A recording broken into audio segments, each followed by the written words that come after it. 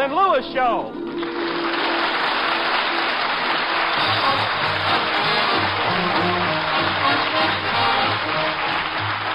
The National Broadcasting Company brings you transcribed the new Martin and Lewis Show. Our guest tonight, William Bendix, and featuring Flo McMichael, the Martingales, Michael Roy, Dick Stabile and his orchestra, and starring Dean Martin.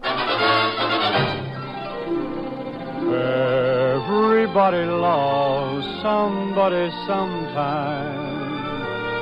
Everybody falls in love somehow. And Jerry Lewis. You don't have no music for classical singers?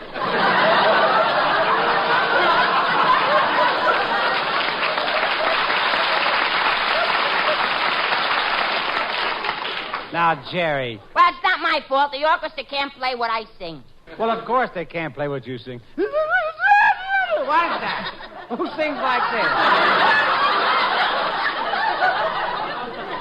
Well, what was that? Well, I know what it is. I made it up. You made it up when?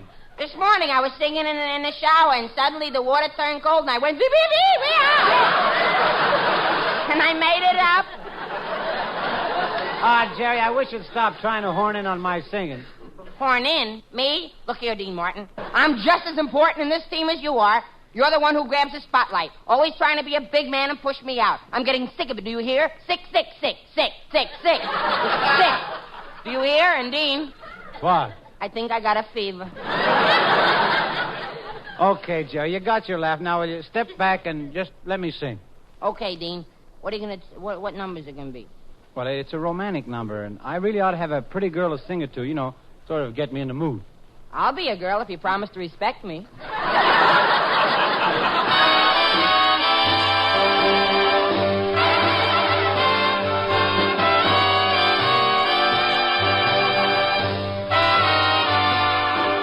You won't be satisfied till you break my heart. You're never satisfied till a teardrop starts. I try to shower you with love and kisses, but all I ever get from you is nagging, bragging, my poor heart is sagging. The way you toss my heart around, oh, crying shame. Well, I'll bet you wouldn't like it if I did the same. You're only happy tearing all my dreams apart. You won't be satisfied till you break my heart. Oh, you won't be satisfied till you break my heart. You're never satisfied till a teardrop starts. I try to shower you with love and kisses, but all I ever get from you is nagging and bragging, my poor heart is sagging. The way you toss my heart around, oh, crying shame. Well, I'll bet you wouldn't like it if I did the same. You're only happy tearing all my dreams apart. You won't be satisfied until you break my heart.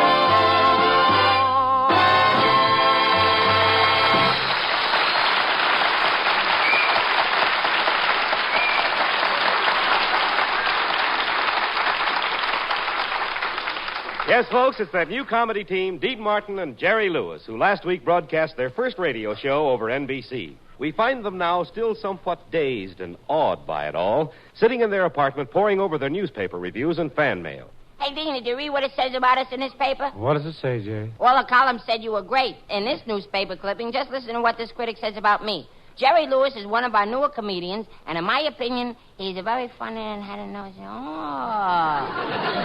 But he's a very playful. Wow.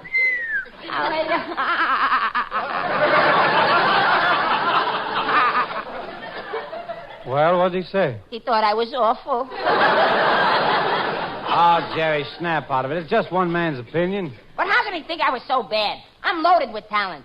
Gee, I can tell poems like, there was an old man named McGill who ran up and down every hill. When someone inquired, don't that make you feel tired? He said, nah.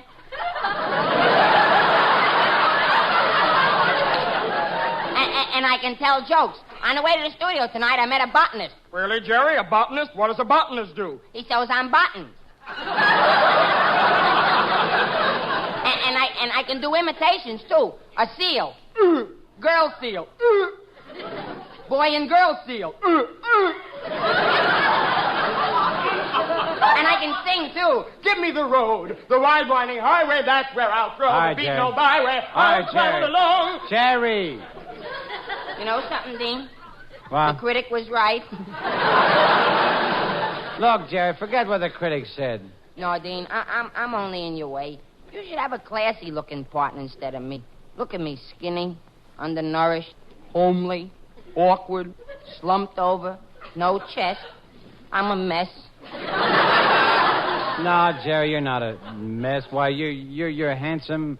Well, you're manly. You're fascinating. You know, I never realized what a mess you really are.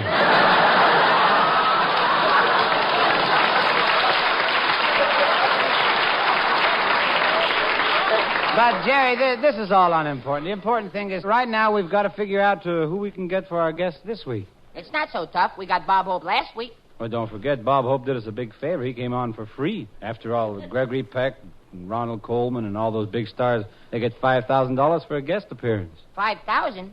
How much have we got to spend? Well, I got about $8. I got 35 cents. Well, there's only one thing to do. Call up Bob Hope again.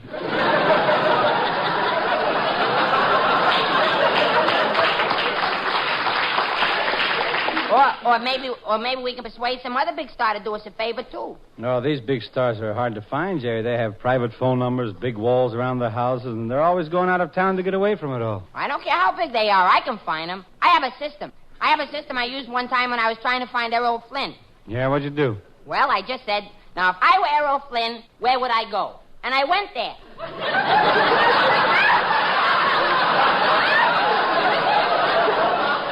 Well, Jerry, did you find him? No, but I sure had fun.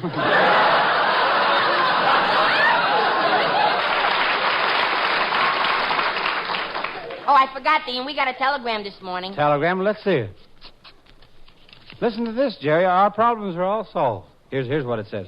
Heard your first show. Congratulations. Very anxious to be your guest star this week. Important reason. Will explain when I see you. Signed, William Bendix. Gee, William Bendix. He's a big star. Why would he want to be on our show? It says P.S. for money, of course. What else? I wonder what Mr. Bendix meant by saying it was important. Come on, Dean. Let's go down to NBC and we can ask him. Not so fast. Let me take a look at you first. Stand up. You wash your hands? Yes, partner? Wash your face? Yes, sir. Behind your ears? Look, I'm just going to a broadcast. I'm not going to get married. Anyway, what about you? Did you bathe? Well, of course. I take a bath every day. You take a bath every day? Well, of course. Oh, Dean, I'm so unworthy of you. Well, let's go, Jerry. Come in. Who is it? It's the maid. I wanted to ask you for a job. You want to ask us for a job? What kind of a job? Well, now that you have your radio show, I thought you might need a secretary. I've been going to secretarial school for 6 months, and I just graduated. But we don't need a secretary, miss. You don't need a secretary. That's fine. Here, I go to school, and I buy papers and books and pencils, and I learn to be a secretary, and now you don't need a secretary. So I won't have anything to do, so I'll go out in the hall and sit down. The manager will come up to me, and he'll say, what are you doing loafing in the hall? And I'll say, I'm not loafing. And he'll say, oh, talking back to the boss. And I'll say, I'm not talking back. And he'll say, don't raise your voice to me. And I'll say something nasty to him, and he'll fire me and all because you don't need a secretary.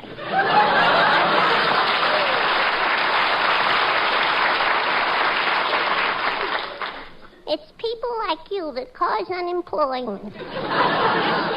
Well, maybe we can try you out for typing scripts or something. All right, okay, you're hired. Now, just a minute. Now what's the matter? I'm not going to be rushed into anything. I want to think it over for a while. All right, here, miss, take this page and make 6 copies on the typewriter. Typewriter. What's a typewriter? You're a secretary and you don't know what a typewriter is? No, but I'm willing to learn. Well, what is it? Well, listen closely. A typewriter is a thing you put on a desk, and it's black. Only sometimes it's blue. And once in a while, they're red. And you put a piece of paper in the thing up there, and on the front, it's got those little things with printing on them that you hit. Tap, tap, tap, until a little bell rings. Bing! That's a typewriter.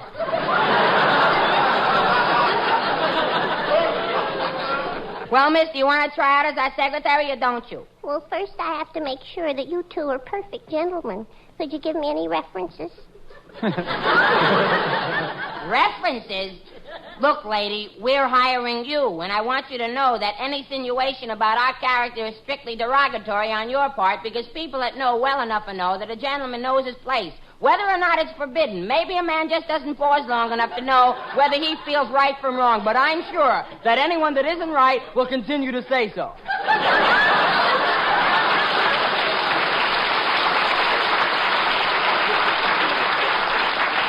Come on, Jerry, let's go. We'll see you later, miss.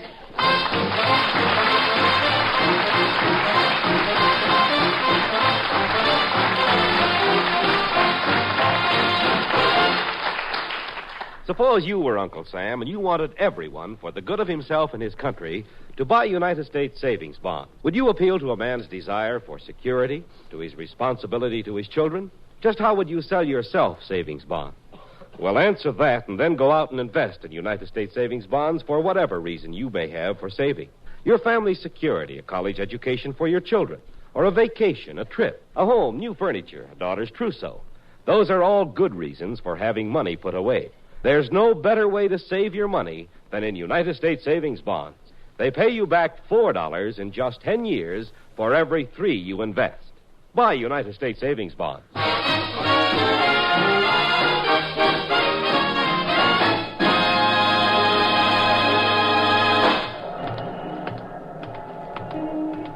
Isn't this wonderful, Jerry? A couple of weeks ago, we came to Hollywood and we were nobodies. Remember how impressed we were with this big NBC building? Yeah, come on, let's go in. I wonder where we can find William Bendix. Shh, Jerry. Not so loud. All the doors along this corridor lead to studios where radio programs are rehearsing. Oh, okay, Dean. I'll just peek in this first door. Maybe Mr. Bendix will be in here. Hey, Dean, what show was that? Pepper Young. William Bendix wouldn't be in there. Here, let's try this next studio. Hey, this is a bright one. Look at all the lights. Please, there's a television show going on in here. But I thought... I don't care what you thought. Now get out of here. Now listen. And take your puppet with you.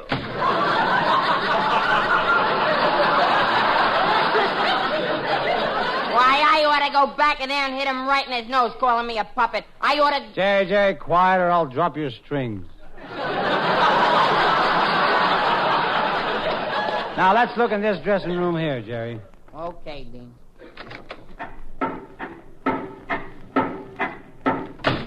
What was that noise? Well, Phil Harris is still Phil there. Harris is still what? Nothing. It's Phil Harris is still.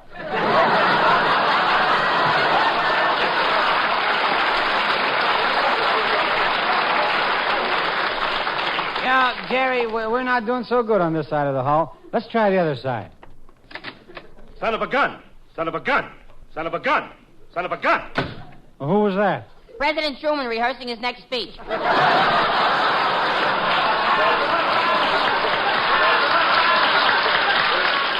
Well, it's no use, Jerry. We'll never find William Bendix this way. Oh, yoo-hoo. Yoo-hoo. What's that? Hello there. Huh? Could I take a minute of your time? You could use my head to crack walnuts. Hey, Dean, this dame is a siren, isn't she? Wow. A siren? Wow, she's the whole fire engine.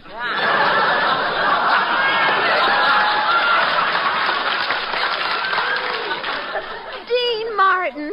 You are Dean Martin, aren't you? The singer? Yes, but... Hey, he's Dean Martin, the singer, and I'm Jerry Lewis, the comedian. Well, two big, handsome men. Well. Two handsome men? She must be looking at me twice. Oh, Mr. Mr. Martin, I've got a lot of wonderful new songs for you to sing on your program. I'm a song plugger. I get people to sing songs on the air. I write a lot of the songs myself. Hey, here's a terrific new number I just finished. It's called Tumbling Along Through the Tumbling Tumbleweeds by the Alamo, along the Rio Grande, where the buffalo roam by the old corral on the Texas plains. It's a Western type tune. Western type tune, sure. Well, bust my britches. Bust 'em. Look, Skinny, you're doing well to keep them up. Keep them up, yeah. Look, miss, I write songs, too. Oh, you do? Sure, last year I had a big hit. It was called I'm Head Over Heels in Love, and I Look Better That Way.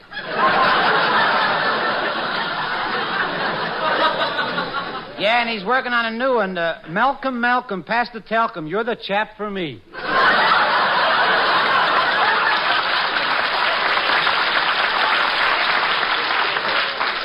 Well, I've also got a song done in a modern Shakespearean rhythm. Yeah, well, what's it called? To bebop or not to bebop. Sounds intriguing. How does it go? Well, I'll sing it for you. Oodly-oo-coo-coo, ah-ah. Oodly-oo-coo-coo-coo, ah-ah. Miss. Yes? Are you for real? Miss, we really have to leave. I tell you what, if I promise to sing one of your songs on the air, will you let us go? All right. I'll be waiting. Goodbye. Now Dean Martin sings Far Away Places.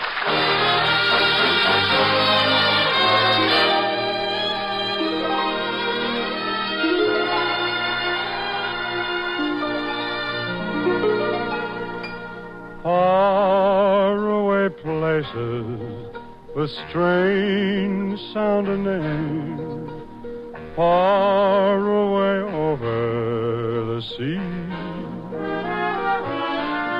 Those far away places with strange sounding names are calling me.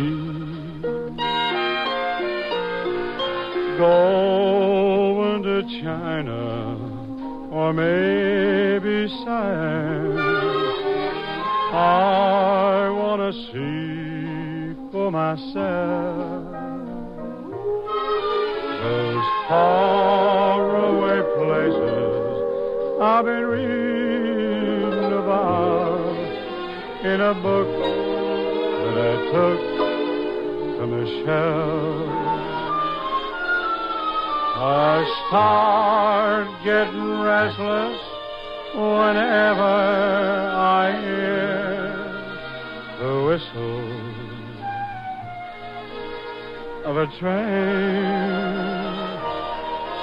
I pray for the day I can get underway and look for those castles in Spain. Oh, they call me a dreamer.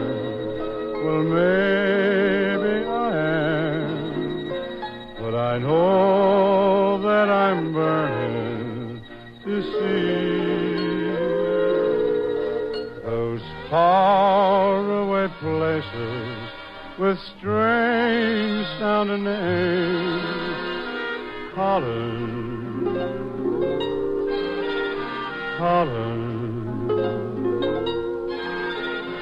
me.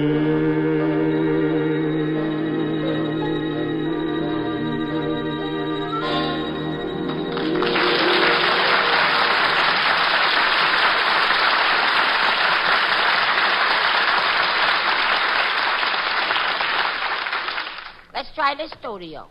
Okay, but we better go quietly. The red broadcasting light is on. And don't forget, ladies and gentlemen, to listen again next week to The Life of Riley, starring William Bendix.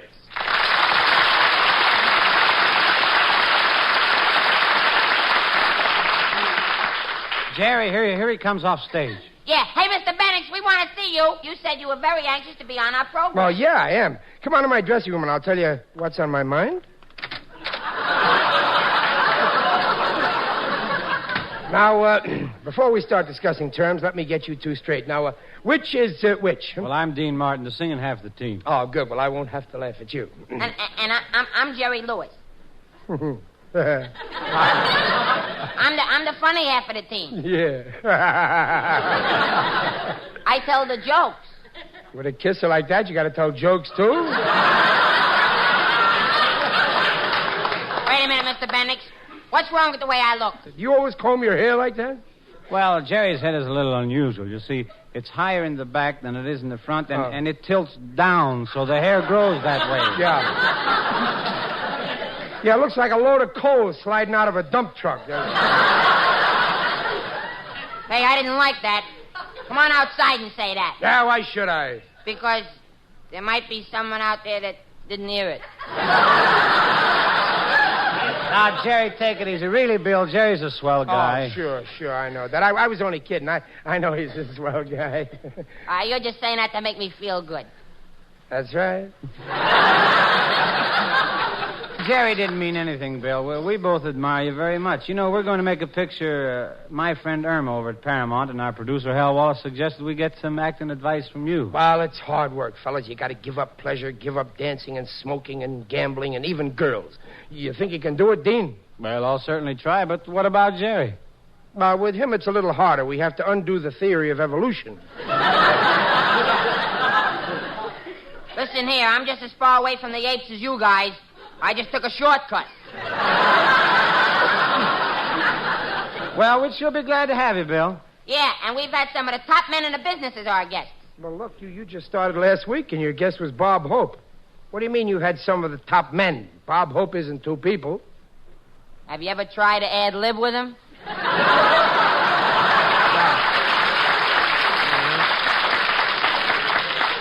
Let's get to the point, fellas. What are you paying for guest stars, huh? Well, we have a novelty show, and since NBC wanted us to do something different in radio, Yeah? we're not paying anything. Well, that's a little too different, don't you think? But, Bill, remember, you can't take it with you. Well, I can. I'm only going as far as the bank. Well, after all, Bill, what's money between friends? Money is so crass and crude and common and vulgar. Yeah, so from now on, let's continue this discussion on a high intellectual plane. Yeah. Shall we? Yeah, okay. But when you come to money, you'll still be talking to a bum. Well, that's all right. We'll be talking about bum money. Nothing, huh?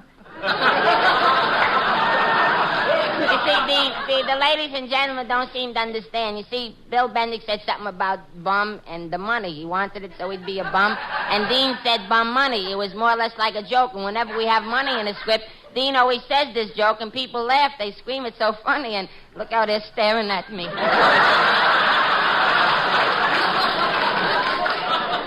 Well, I don't understand why you're making such a fuss about money, Bill. In your telegram, you sounded like you were anxious to be on our show. Yeah, well, I had something in mind. I'll tell you. I'll come on your program, and for free, on just one condition. Oh, we just got to have you, Bill. We'll do anything. Yeah, anything. Absolutely.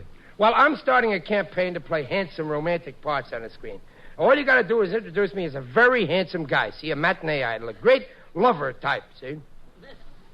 Bye. Bye. Wait a minute.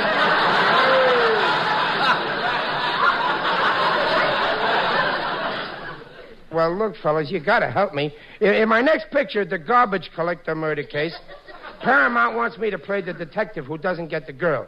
Real rough and tumble guy with no feminine appeal. See? I don't know, Bill. Truthfully, I don't think anyone would believe you as a great lover on the screen. I would. You would, Jerry? Sure, but I'm only 23 years old. What do I know?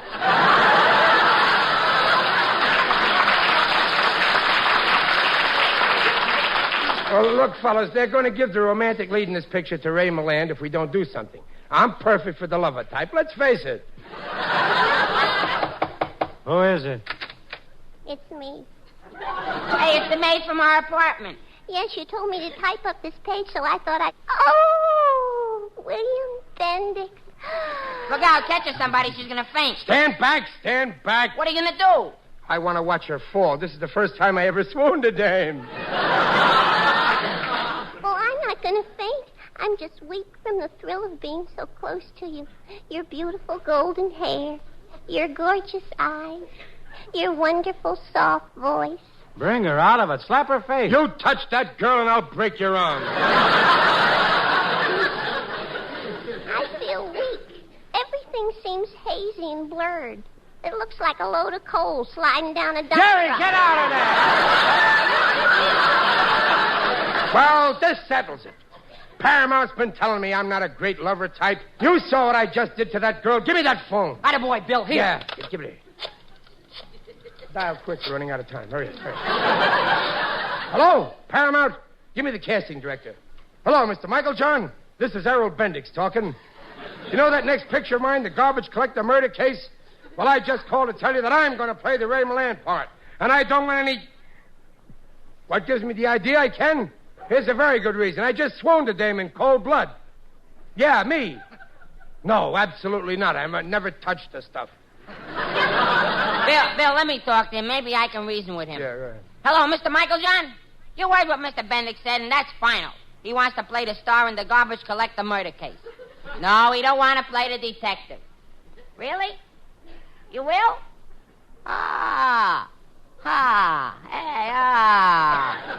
Okay, goodbye. What happened, Jerry? Am I going to play the romantic lead? Well, no. Ray Milland's still going to play that. Oh. Well, I'm still the detective then, huh?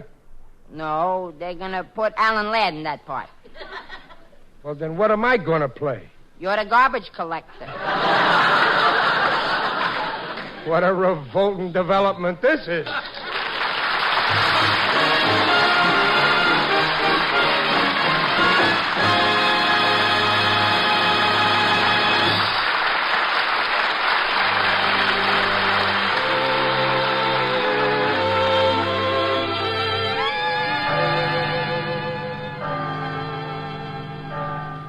And, Dean, I think we're two of the luckiest guys in the whole world, don't you? Oh, Jerry, it's 3 o'clock in the morning. Stop talking and go to sleep. Okay, Dean, I'll stop talking. Dean, Yeah? I know I shouldn't laugh. But I can't help thinking of poor William Bendix driving that trash collection truck. You think it was my fault he got that part? Jerry, for the last time, I gotta get some sleep. We gotta be at the studio at 7 o'clock in the morning. Now, keep quiet. Okay, Dean.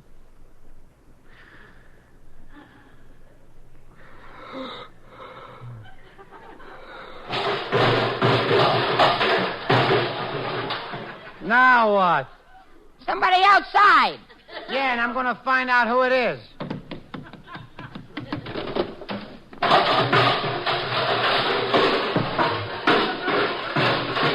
Hey, what's going on down there? What do you think's going on? I'm rehearsing.